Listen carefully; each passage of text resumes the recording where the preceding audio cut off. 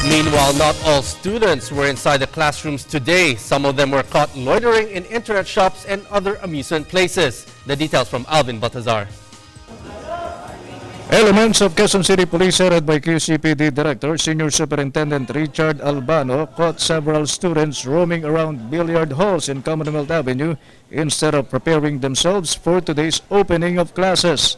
The concerned kids received a lecture from police authorities who told them to go home and prepare for their first day of schooling instead of spending their time in such kind of place inappropriate for them.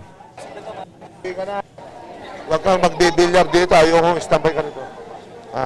Panghapon ka, magkano ka na doon, mag-prepare ka na sa bahay nyo, ha? Sino may pasok ngayon? Ikaw? May pasok ka ngayon? Saan?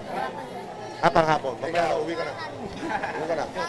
This internet shop, which the QCPD also inspected, found no students who might be strolling instead of attending to their respective classes. What police authorities did was to remind the internet shop's manager to thoroughly screen their customers that are coming in and strictly prohibit students from entering their business premises.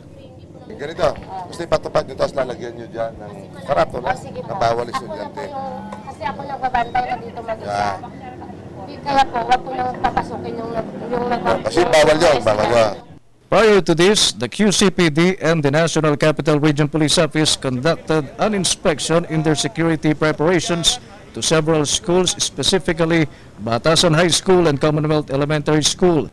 The opening of classes was generally peaceful according to the PNP, as it assures that police assistance desk will stay put until there is a need for them to maintain it.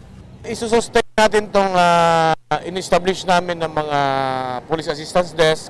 Then, titingnan natin, we will play by ears kung ano ang mga priorities na kailangan namin i-address agad. For the People's Television, Alvin Baltazar.